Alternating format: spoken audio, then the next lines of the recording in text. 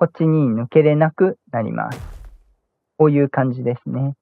出るときはこうすれば、うまいこと調整すれば、ここから抜けることができます。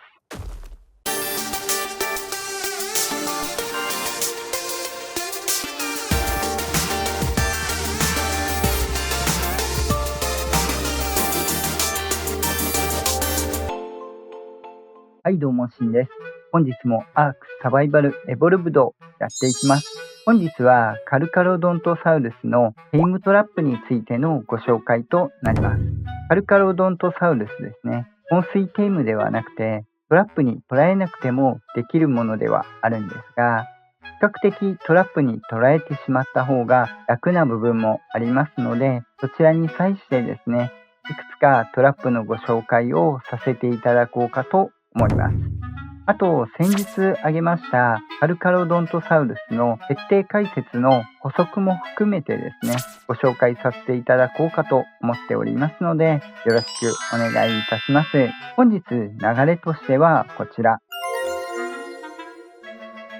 概要欄からですね、チャプターで飛べるようにもなっておりますので、ぜひご活用いただければと思います。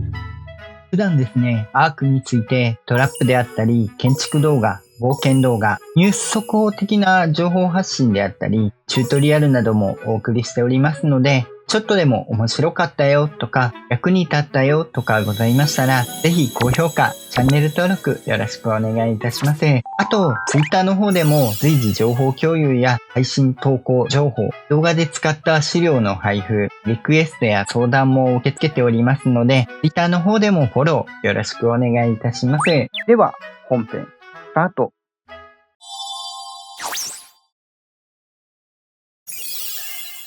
ではまずスポーンの場所に関してなんですが、前回にギガが湧くところというところでマップのご紹介はさせていただいたんですが、スポーン場所に関してはですね、公式ウィキ、あと神ゲー攻略さんの方でもアップされておりますので、詳しくはそちらをご確認いただければと思います。その上でですね、一応おすすめとしてなんですが、数としてはおそらくエクスティンクションが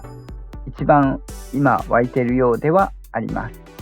ただ欠点としてはエクスティンクション、そんなに高いレベル出にくいマップではあるので、高レベルを捕まえる上でですね、ギガの湧き数と考えるとおすすめとしてはセンターかラグナロクになってきます。今回来ておりますのがラグナロクのハイランド、マップとしてはこちら。あと砂漠地帯の方でも結構湧きます。あと緑帯の近くにも一応湧く部分ではあるんですけども、おそらくテイムしやすい場所としてはハイランドになってくるかと思います。場所的に言うとワイバーン谷の近く、割とこの辺りに湧いたりします。比較的ですね、この辺りだとトリケとかも湧くので、野生でテイムする時なども比較的テイムがしやすい部分もありますし、こちら来ると割とカマキリとかも湧いてたりするので、ちょっと行けばレッドウッドもあるので、結構ですね、起乗してからの倒すのも比較的やりやすいかと思います。砂漠も結構虫湧いていますし、ただ砂漠の場合はですね、ハゲワシがいるんで結構死体を与えるのに難しかったりします。あとアルゲンとか、要は死体を狙ってくるもの、フィヨルドとかだとフィヨルドホークがいると思うんですが、ちょっとそっちに持っていかれる可能性があるので、比較的ですね、ここはアルゲンとか死体を狙ってくる生物も湧かないので、高レベル狙う場合ですね、割とハイランドおすすめだと思います。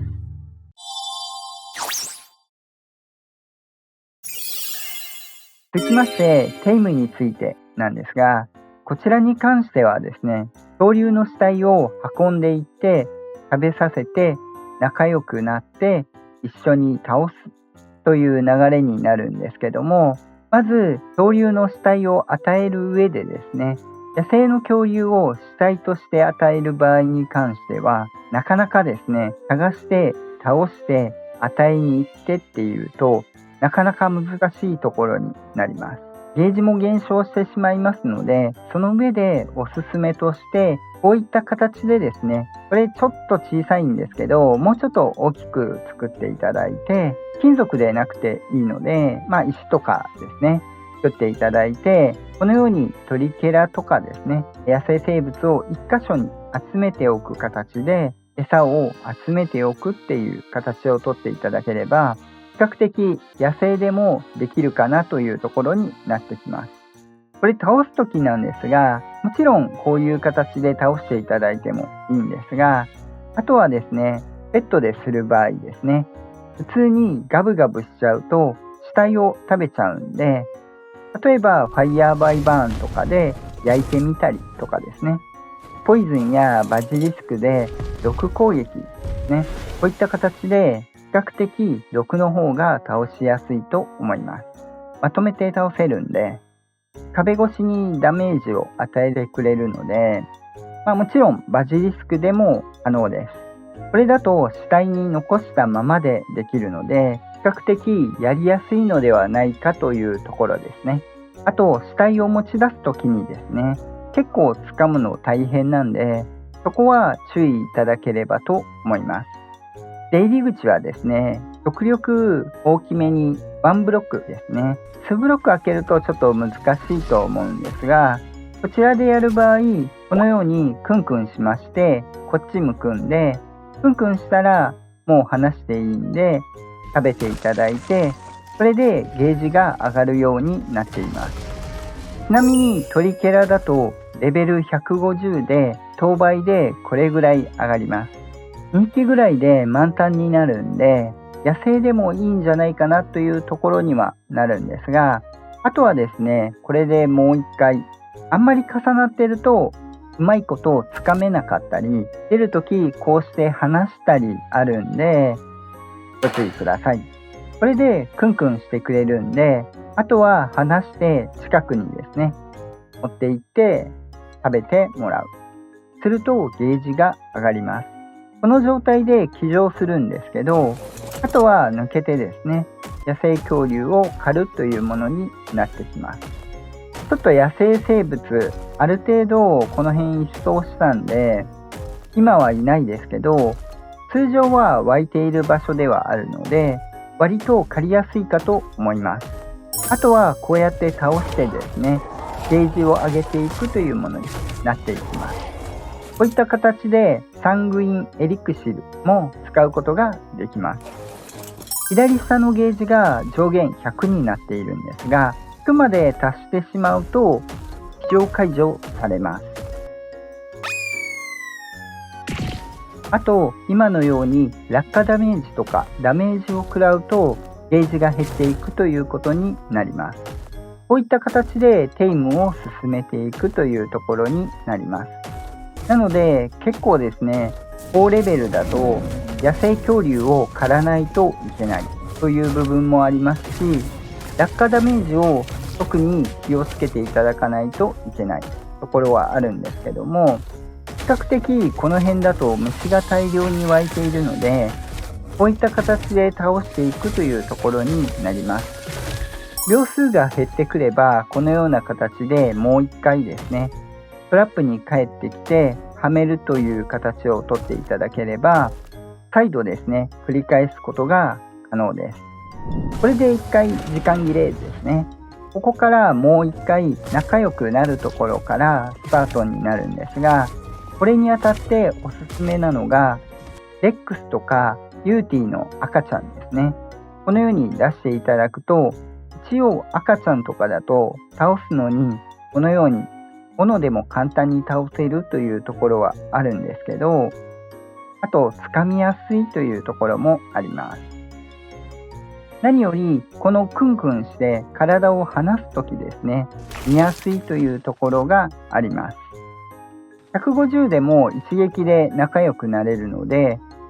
おすすめです。出るときですが、さっき省略しましたが、このトラップに関してはですね、一旦中に支柱を置いていただければ、支柱でなくてもいいんですけど、このように抜けられるんで、後ではめる時用にまた回収してもいいですし、後で戻した時に壊してもいいですね。これでまた続きが可能なので、ちょっとこの場合ですね、テイムが落ちちゃうんですけど、普段こうやって降りる分には大丈夫そうですね。このテイムゲージですね、進むのもおそらく恐竜の、体力に依存されているっぽいです。簡単に考えると、サイズの大きいものを食べると比較的上がりやすいというところはありそうですね。数食べるっていうところも、効率的ではありそうですね。そこはまだ検証している途中ではあるんですけど、比較的この辺だとですね、ブロントとかですね、ディプロドックスとか湧くので、そういう面でもこの辺でやるのは比較的楽かもしれません。レベルでは上がるゲージの量は変わってないっぽいので、ブロントだとかなりポイントが高いので、これもやはりその時の体力が関与しているっぽいですね。これはやはり、生物の大きさか体力ですねが関与しているっぽいですね。割と一般的なのは 0.2 ずつ上がっている感じですね。比較的ブロントとかディプロ湧いているこのエリア、アイランドに関しては結構テイムとしておすすめかもですね。普段は結構ブロントとかいっぱい湧いてたりもするので、あとはレッドウッド入っていってですね、買っていくというのも一つです。ということでテイムが終わりました。見ていただいた通り結構ですね、ゲージ上げるの大変だったりするので、高レベルだと結構時間がかかってしまいます。相倍だとですね。その上で仲良くなる際なんですが、おすすめとしてはやはり自分のペットを与えて仲良くなるっていう形の方がおすすめです。ちょっと心は痛むんですが、なぜかっていうと、どうしてもですね、起床してから野生生物を狩らないといけないので、餌を与えるにあたってですね、仲良くなるときに野生生物を倒してしまうっていうのももったいないっていうところがありますんで、そういったところでペットでしていただければと思います。あとレックスとかであれば見ていただいた通り、当倍レベル150でもですね、一撃で騎乗できるようになるので、この状態でですね、仲良くなるのであれば特にトラップは不要となっております。どちらかというとテイムゲージを上げる方が大変ですね。テイム効果に関してはダメージを食らうと落ちますし、やはり大きいのは落下ダメージとか結構減ってしまうので、その辺野生生物借りながらですね、ご注意いただければと思います。かなり見た目トカゲですね。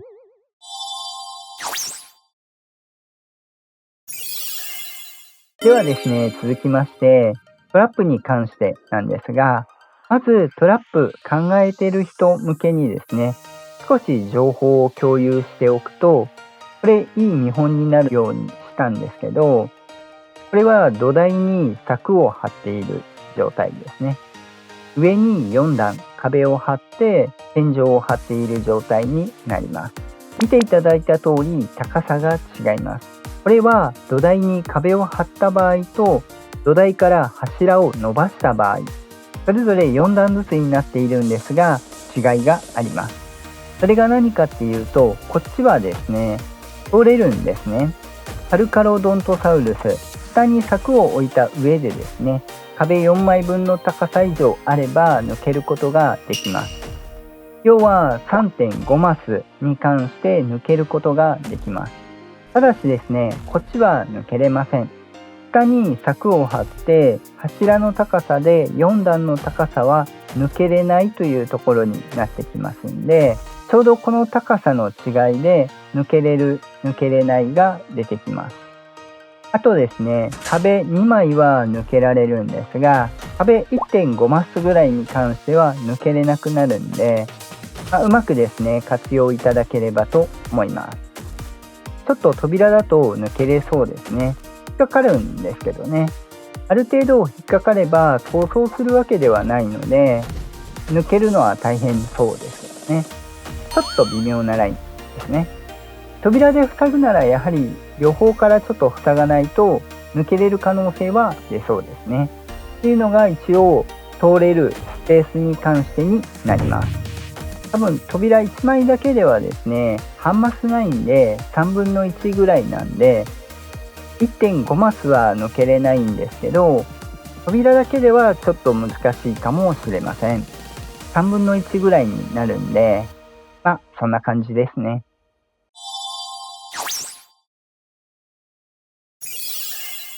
トラップに関してなんですが、こちらは先日お伝えしたですね、トラップにちょっと入りやすいように、ここにくの字になってます。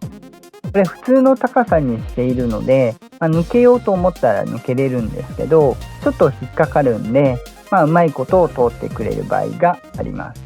ちょっとここに入りやすくしてるだけなんでね。で、機動力があるんで割とうまいことですね、トラップに誘導するのが難しかったりするので、こんな感じにしてます。もちろんここ2つなくてもですね、できなくはないので、そのまま入れていただいてもいいです。出るときに関しては内側にさっきみたいにですね、支柱とか足がかりを置いていただければ登れます。ぜひご活用いただければと思います。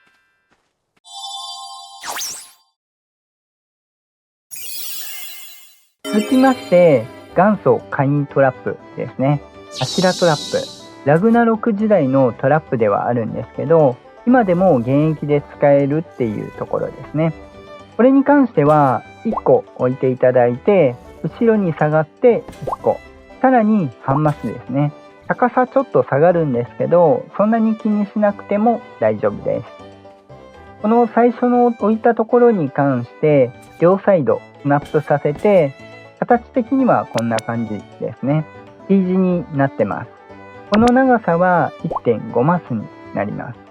あとは真ん中回収してですね、普段は回収できるので、あとはここ1マスでいいんで置いていただいて、ここが3段、ここが5段ですね。こっちも5段ですね。以上です。これだと、今回野生で検証しないんですけど、登ってはまるとこれで完全に身動きが取れなくなります。おすすめの理由は後ほど全部作ってから解説しますね。ただし1点欠点があります。このトラップに関してはさっきみたいにですね、内側に脱出用の柱とかですね、漂流が邪魔で置けないので、なんでちょっと出ることができません。ただし完全にロックします。なので出るときはちょっとこの3段のやつだけ壊さないといけないんですけど、後で貼るときはまたここからですね、1マス開けて立てていただければ再度活用することはできます。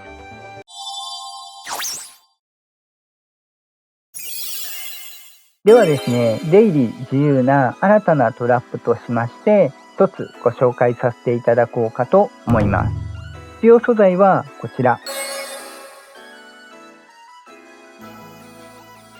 さっきの寒天を使ったトラップになってるんですけども、まずは作っていきますね。一応今回ですね、土台金属で使うんですけど、今持ってたんで使うんですけど、ここは金属でなくていいです。後で壊すんで、ここからは全部金属で作っていきます。三角土台を貼って一辺3つ伸ばします。これをこっち側にも貼ります。Y 字のような感じですね。それプラスこの土台にですね、4段、それにてっぺんですね、三角の屋根で、あとは貼った上にですね、ここまで貼ります。で、こっち側にも同じように貼ります。上から見るとこういう V 字の形ですね。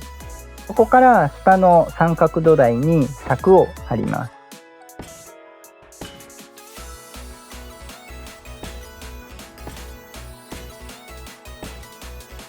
こういう形ですね。このスペースは抜けられるんで、ここでロックするというものになります。柱下の土台はあってもなくても大丈夫です。この段階でこの土台なくなっても上は壊れないので、素材としては藁でもいいです。そのままでもいいですしね。藁壊されても大して問題ないので、この状態の場合こうなります。これ抜けれないんですね。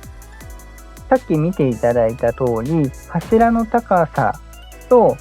柵の高さの部分なんで、こっちに抜けれなくなります。こういう感じですね。出るときはこうすれば、うまいこと調整すればここから抜けることができます。ちなみにレックスは抜けれます。スピノは入れません。ギガノトは抜けれません。こうすれば抜けることができます。結構抜けるのが難しいので、比較的ですね、野生の生物でも捉えることができます。完全に塞いでいないので、もちろん場所によってはパッと抜ける可能性はゼロではないんですが、この形であればですね、結構常駐型で作ることができるかと思います。ちょっと高さ調整すればグリフォンとかでも使えそうですね。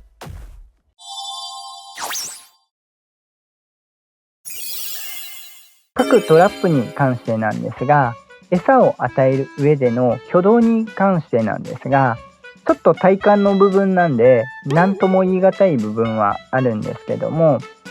ゲートトラップとかですね、ボードトラップもそうなんですが、比較的視界から見えなくなるものに関してはですね、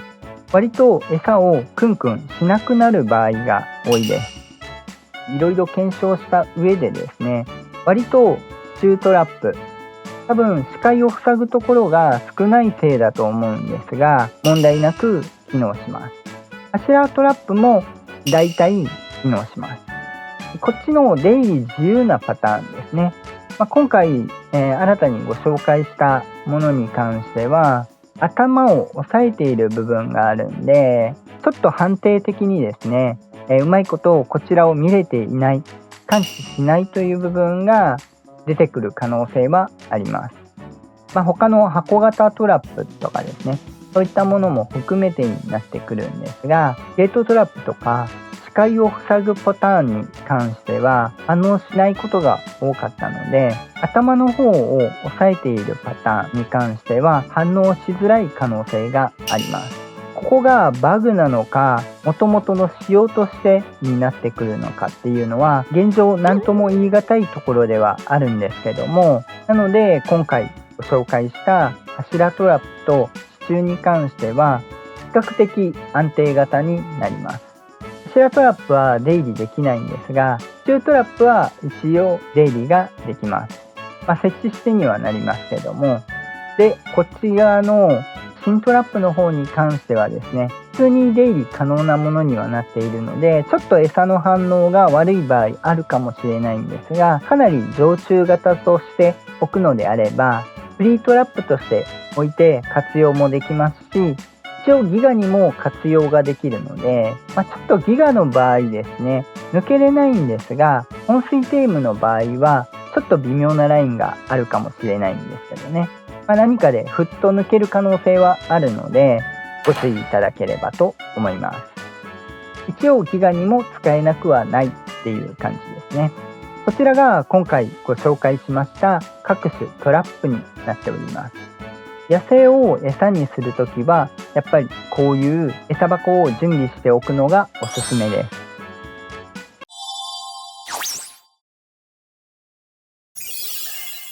はい、ではいかがでしたでしょうか。本日はですね、カルカロドントサウルスのテームについてとトラップについてご紹介させていただきました。比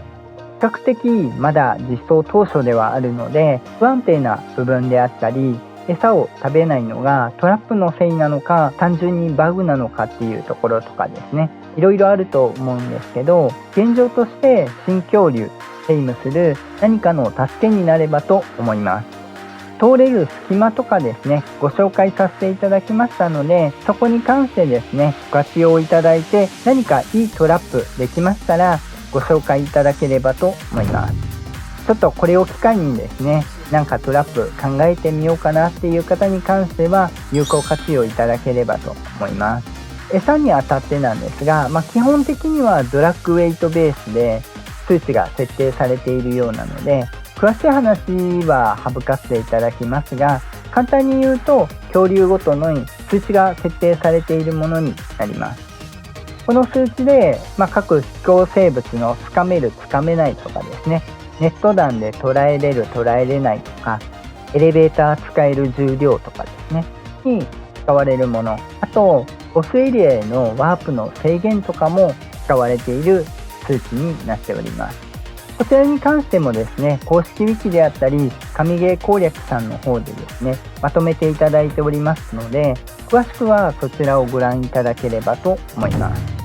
では本日は以上となります。普段ですね、アークについてトラップであったり、建築動画、冒険動画、ニュース速報的な情報発信であったり、チュートリアルなどもお送りしておりますので、ちょっとでも面白かったよとか、役に立ったよとかございましたら、ぜひ高評価、チャンネル登録よろしくお願いいたします。あと、Twitter の方でも随時情報共有や配信投稿情報、動画で使った資料の配布、リクエストや相談も受け付けておりますので、Twitter の方でもフォローよろしくお願いいたします。また次回お会いいたしましょう。バイバイ。